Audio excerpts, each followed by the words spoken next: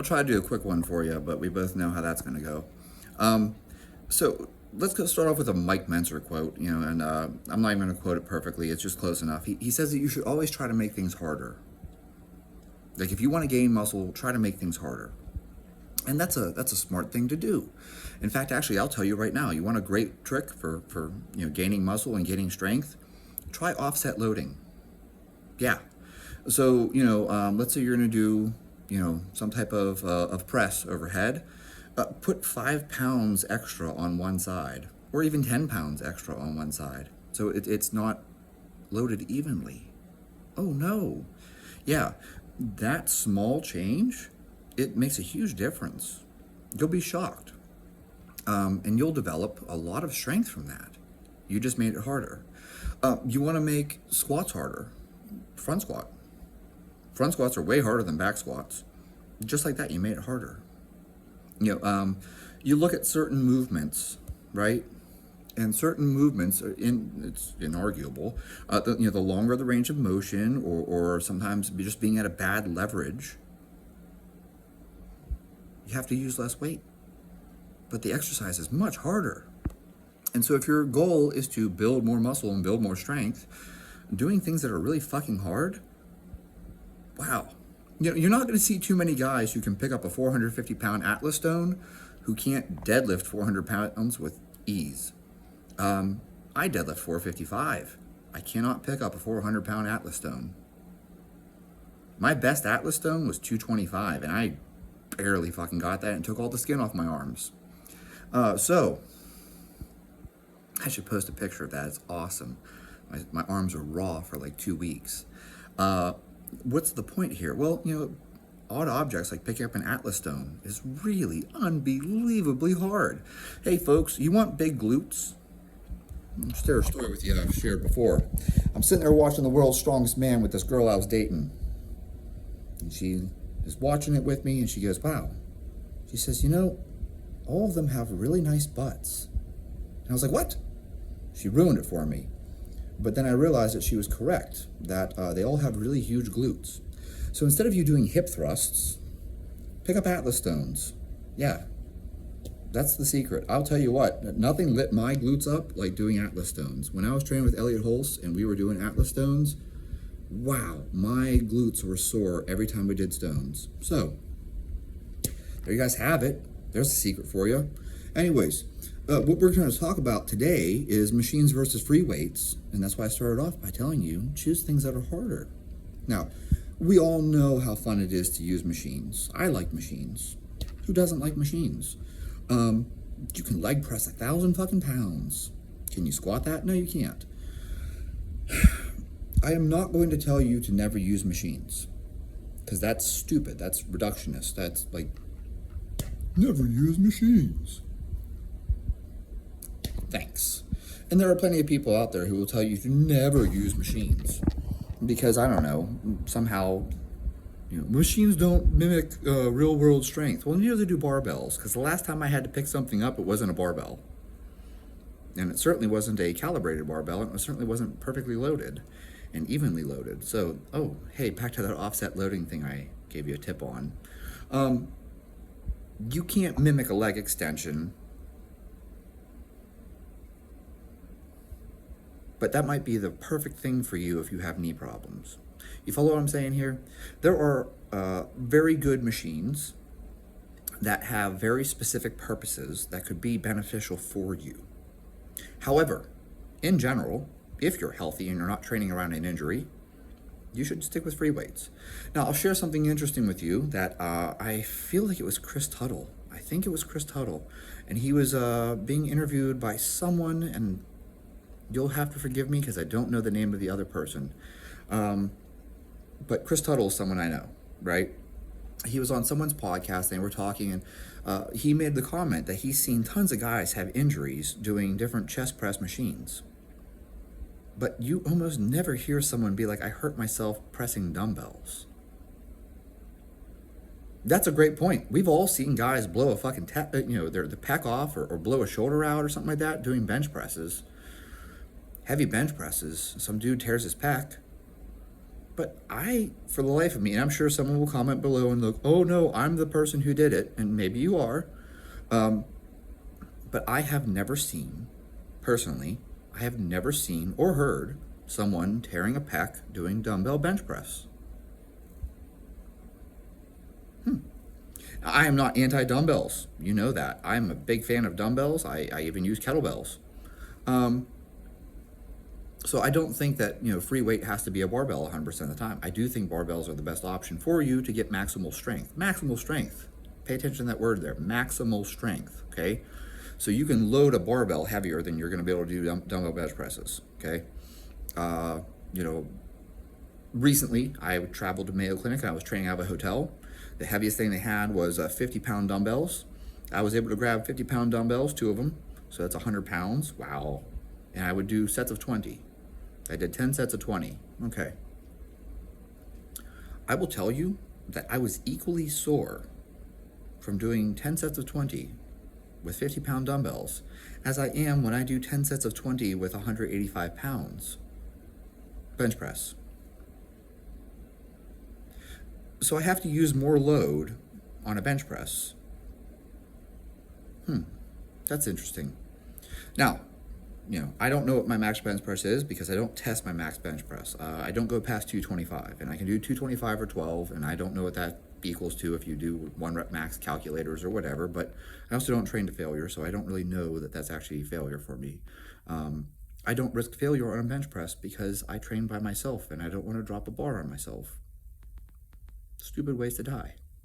The point that I'm making here, though, is that the free weights are going to be superior to using machines if your goal is to build maximal strength and hypertrophy. That isn't to say that machines don't have a time and place. Maybe you're training around an injury. And if you're training around an injury, I think machines are fantastic. Let's say you have a back injury. That sucks. That's one of the worst injuries to have. What do you do with a back injury? Well, you can still do leg extensions. You can still do hamstring curls. You can still do a whole bunch of stuff that takes your back out of the equation because now we're not loading your back anymore. Hey, your back hurts, you can do lat pull downs, seated lat pull downs. You can do seated chest presses. You can do all these different things without loading your spine. So you can train around a back injury. That's rather convenient. If you think about the variety of machines that are out there, okay, there's almost nothing you can't train around. I have a shoulder injury. I can still find some way to train my bicep or my tricep. I have a back injury. I can still train my legs because of machines, okay? However, if you are healthy and you don't have an orthopedic issue, I think that free weights are always going to be superior. And I know someone will fight me below and be like, oh, but there's a study saying they're the same. And it's like, yes, that study on 20 untrained college males, that's great. But there's something special about moving an external load, and especially free weights and things like that, that translates into your ability to move in general. Why are gymnasts so athletic at practically everything? They just move well. You know that person I'm talking about. Supposedly hockey players are the best at learning new skills. Well, no wonder. You're skating on this tiny little piece of metal and you're on ice. Everything you can do in shoes, I can do on skates. Now, don't get me wrong, I grew up skating. I was like 3 when I started skating, so maybe I have an unfair advantage over you in skating. However, you learn a lot of balance and proprioception playing hockey. And you have to have the hand-eye coordination. Whoa, boy, it's a fast game. That puck goes over 100 miles an hour.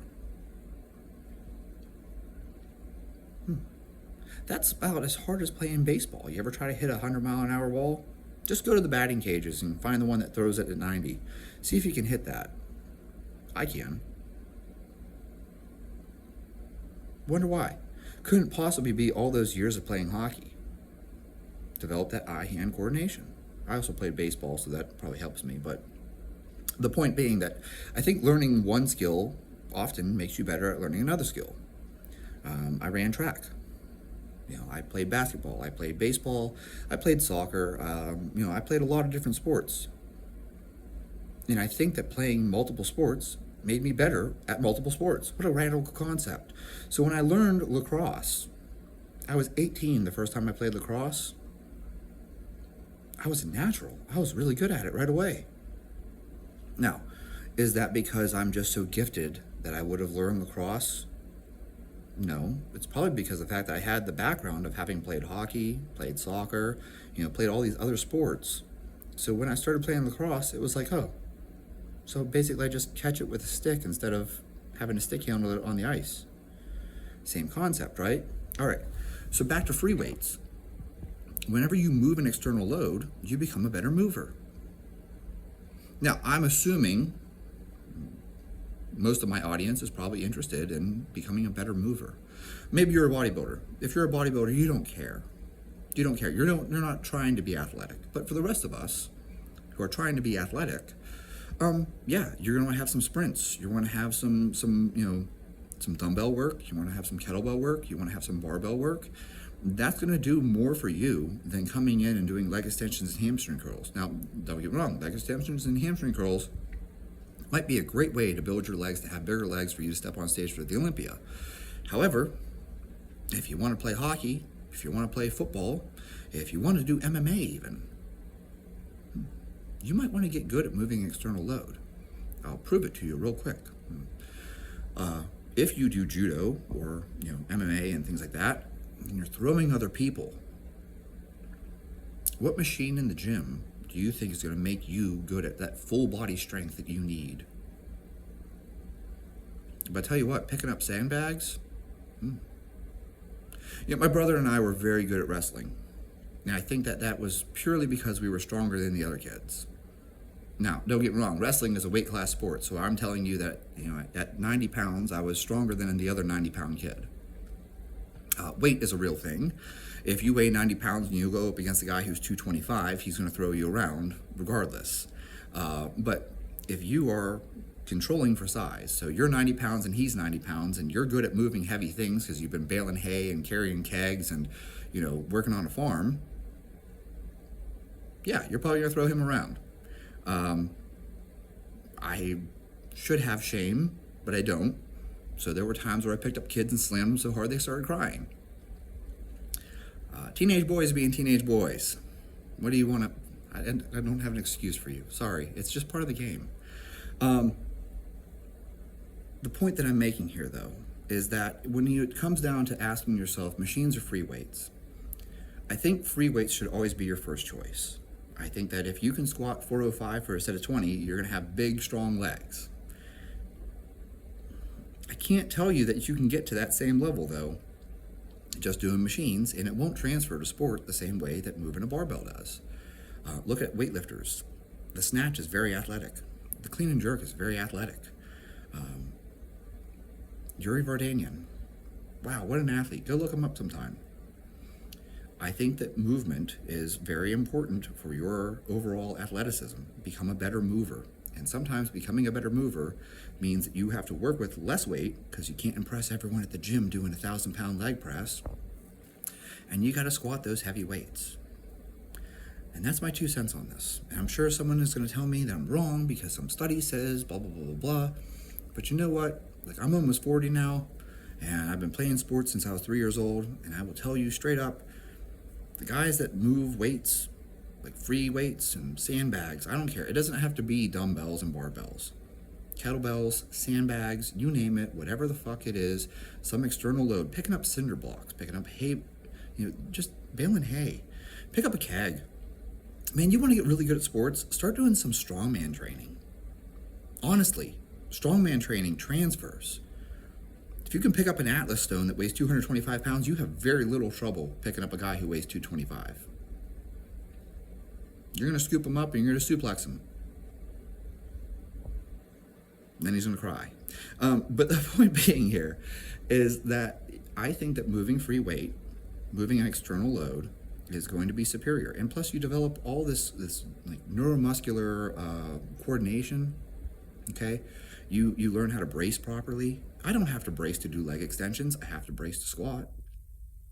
I have to brace to overhead press. I don't have to brace if I'm using a chest press machine. Don't have to do that. Deadlifts. I have to brace if I do deadlifts. I don't have to brace when I do hamstring curls. So, take that into account. Your ability to brace and create core stabilization, and I just mean torso, is going to be a major factor in your ability to transfer force in a sport. Hence why I think free weights are better than machines. I know, long and drawn out, but hopefully you enjoyed it and I made a good point to you. If your goal is just simply hypertrophy though, and you're just trying to step on stage for the Olympia, then do whatever taxes the muscle the most. You want to get those bicep peaks, do your preacher curls. I'm not going to tell you that's wrong. But, for the rest of us who are not just training to step on stage for the Olympia, because you're not a bodybuilder, I'm not a bodybuilder, I will never be a bodybuilder. We've been over this before. I'm just not built for that kind of shit. But, tiny little calves. But they're strong calves. Team no calves. That's just something for you to think about. What are you training for? What's the stimulus that you want? And do you actually want this to transfer to other things? Like I said, if you're just doing it to look good, then just do whatever you need to do to look better. But for the rest of us who are looking to get stronger for the purpose of something else, free weights. Free weights are going to win every time. And I don't care, like I said, when I say free weights, I mean anything. So I mean dumbbells, kettlebells, sandbags, you name it, moving some external load. One of my favorite things to do was keg carries. I would just get a keg, load it up with water, and carry it for as far as I could. The heavy bag, right? You probably have a heavy bag if you do any boxing. Pick that thing up and just bear hug it and carry it for as far as you can. It works. I swear it works. Things like that, it's going to transfer. Just like the offset loading. Offset loading will make you really good at using your strength in a real world application.